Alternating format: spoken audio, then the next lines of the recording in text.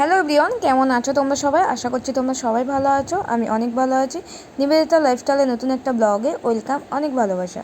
অনেক দিন ধরে তোমাদেরকে ভিডিও দিতে পারিনি, বুঝতেই পারছো। অনেক দিন পর বাপের বাড়িতে এসেছি, 3 বোনে এক জায়গায় হয়েছে, অনেক গল্প, তো আনন্দ করছি, এগুলো শেয়ার করতে আমি তোমাদেরকে পারছি না। তো আজকে ষষ্ঠীতে আমি সারাদিনটা কী মানে কীভাবে কাটাচ্ছি সেটাই তোমাদেরকে শেয়ার করব।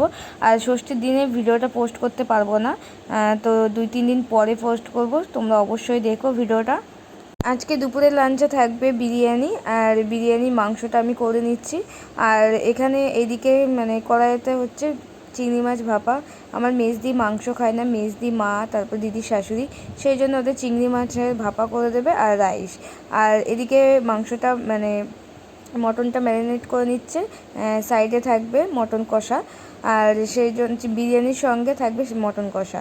আর এখানে মটন কষাটাও মোটামুটি হয়ে গেছে। আর কালারটা দেখো, ফ্লেভারটাও সুন্দর মানে লাগবে খেতে, আর কালারটাও সুন্দর এসছে।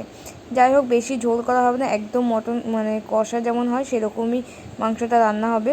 আর আমাদের ষষ্ঠীতে অনেক কিছু নিয়ম থাকে, তো প্রত্যেকটা বাড়িতে থাকে নাকি আমি বলতে পারবো না, কিন্তু আমাদের বাড়িতে এই নিয়মগুলোই থাকে। যখন ফোঁটা দেওয়া হয়, তো সেই জন্য চিড়ে, মুরগি, আম, তারপরে মিষ্টি, এগুলো সব সাজিয়ে দিতে হয়। আর মেন জিনিসটা হচ্ছে দুধ দিতে হয়, তো এই দুধটা খেতে হয় জামাইদের, প্রত্যেক মানে জামাইদের। আর এটাই আমার ফার্স্ট টাইম ষষ্ঠী। তো যাই হোক, ফার্স্ট টাইম ষষ্ঠী হলে কি হবে, কিন্তু আমার বর ফোঁটা নিতে পারবে না, কারণ ঠাকুমার শাশুড়ি মারা গেছে, আমাদের 1 বছর হয়নি, তো সেই জন্য ফোঁটা নিতে পারবে না। কিন্তু নিয়ম বলতে কি মানে জাস্ট চিড়ে এগুলো খেতে পারবে। প্রথমে যেটা বসে আছে এটা আমার বড় জামাইবাবু, আর মাঝখানে যেটা বসে আছে এটা আমার মেজো জামাইবাবু। আর আমার মা সবাইকে হাতে টাকা দিয়ে দিয়েছে, 500 টাকা করে, আর গেঞ্জি দিয়েছে। আর সব জামাই মিলে মাকে মোবাইল দিচ্ছে। মায়ের মোবাইলটা ছিল, তো মোবাইলটা খারাপ হয়ে গেছে, তো সেই জন্য সবাই মিলে মাকে মোবাইল দিচ্ছে। আর এখন সবাই মিলে একটু ফটো তুলে নিচ্ছে।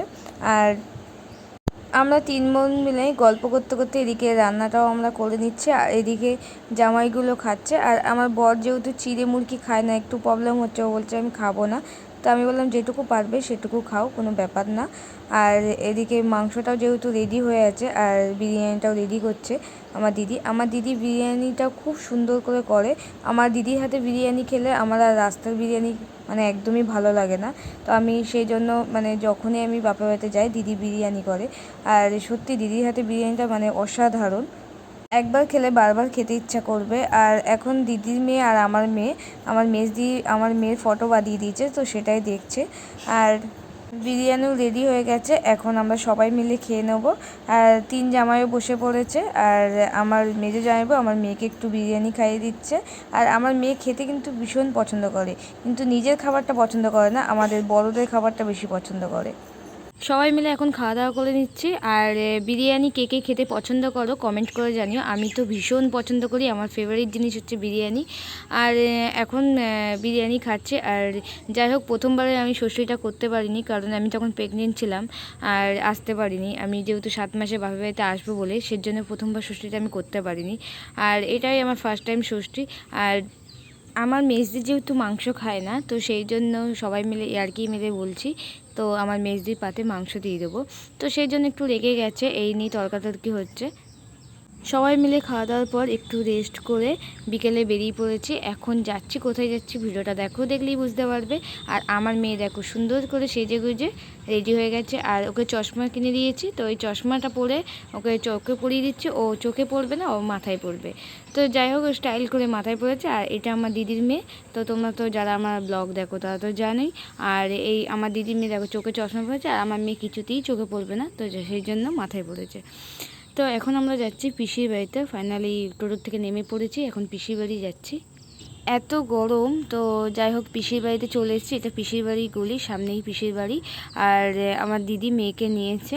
আর এখানে দেখো বৌদিরা কেউ জানতো না আমরা আসবো, তো ওরা চমকে গেছে এসছি বলে। আর বৌদি আর এটা হচ্ছে আমার দাদা, আর পলার ডিজাইন করছে, তো কাজ করছে। আর এত গরমের জন্য স্প্রাইট, মিষ্টি, সিঙ্গারা এগুলো সবই এনেছে। গরমে তো কিচ্ছু খেতে ইচ্ছা করছে না। তো চলো আজকের ব্লগটা এখানে শেষ করলাম। কেমন লাগলো কমেন্ট করে জানিও, ভালো লাগলে সাবস্ক্রাইব করো, যারা ফেসবুক থেকে দেখছো।